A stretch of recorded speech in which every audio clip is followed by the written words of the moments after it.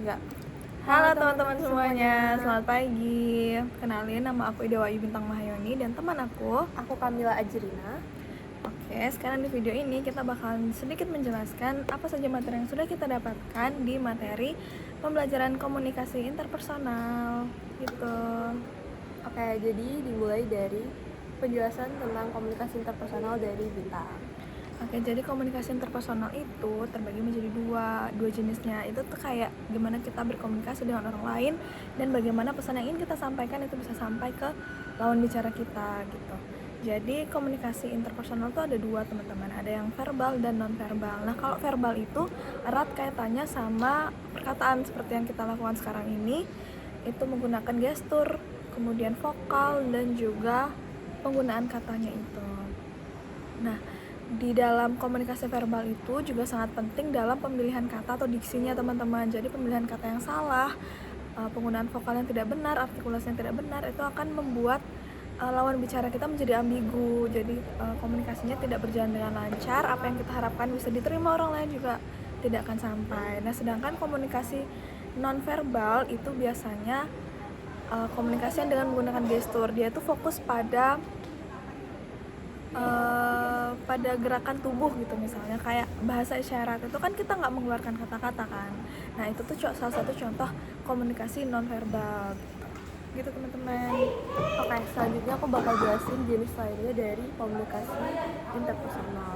Jadi ada dua jenis dari komunikasi interpersonal, yaitu yang pertama vertikal dan yang kedua itu horizontal. Vertikal itu adalah komunikasi yang dijalankan sama teman sebaya contohnya, tetangga sebaya contohnya, yang menggunakan bahasa-bahasa yang santai dan juga informal. Jadi ketika kita menggunakan komunikasi interpersonal tersebut tidak ada batasan-batasan tertentu dan kita boleh bergerak seluas mungkin dalam berkomunikasi. Kayak lagi kita lakuin ini. Bener banget. Nah, yang kedua itu ada yang namanya komunikasi interpersonal vertikal. Nah, yang vertikal ini ada batasan-batasan tertentu dan penggunaan bahasa formal tertentu yang harus kita perhatikan. Contohnya itu ketika berbicara dengan dosen, ketika berbicara dengan orang yang tua, ketika berbicara dengan apalagi contohnya kakak pembina asrama, boleh juga kapting, mentor, PKD yang ada di sini. Benar, Civitas Akademika dan semuanya. Jadi semuanya ada semua orang yang usianya lebih tinggi daripada kita. Bener banget. Nah, jadi di situ tuh komunikasinya itu terbatas dan juga formal, menggunakan sopan santun dan juga dijaga untuk selalu menggunakan kata-kata yang baik dan benar. Nah, gitu. Sekarang nih kita mau ngapain, Bintang? Kita mau sedikit chit-chat tentang bagaimana kehidupan kita di asrama ini. Bener, dan ini merupakan salah satu praktik komunikasi interpersonal versi horizontal. Nah, jadi aku mau nanya ke kamu nih, perasaan kamu selama kurang lebih udah 8 bulan di asrama gimana? Tentunya semua yang ada di dunia ini pasti ada positif sama negatifnya, teman-teman. Setuju. Kalau positifnya tentu kayak kita tuh bisa melatih kebersamaan di sini, solidaritas, kemudian meningkatkan ambisi juga, ngeliat teman-teman belajar kita juga ikut belajar. Terus ada mentor dan tutor sebaya gitu, kita banyak banget ketemu. Terus selain itu fasilitas kita sebagai anak perantau pertama tuh juga langsung disediain di sini. Misalnya kayak aku pertama kali merantau, aku kan masih belum kenal tuh sama daerah-daerah di sini. Jadi kalau misalnya aku serama, aku tuh bisa udah dapat fasilitasnya di sini, tapi sembari itu aku juga mengenal daerahku di sekitar ini. Jadi aku nggak shock banget pas aku merantau gitu. Tapi negatifnya tentu saja karena kegiatan kita tuh di sini banyak banget. Setuju.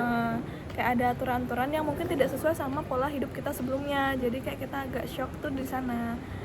Bagaimana kita ngatur waktunya dan lain sebagainya, itu yang juga menjadi tantangan utamaku selama aku di asrama ini. Gitu teman-teman. Kalau Kamila gimana? Kalau aku kurang lebih juga sama sih, ada sisi positif dan juga negatifnya.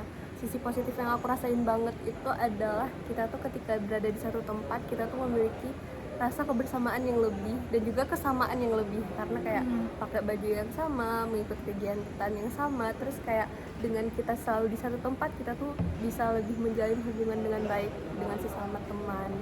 Dan kalau negatifnya paling ya capek banget waktu tidur tuh kayak seharian tuh paling banyak tuh 5 jam, padahal direkomendasikannya 7 jam, tapi nggak apa-apa karena semuanya ada trade off. Mungkin segitu aja dari kita. Terima kasih telah mendengarkan.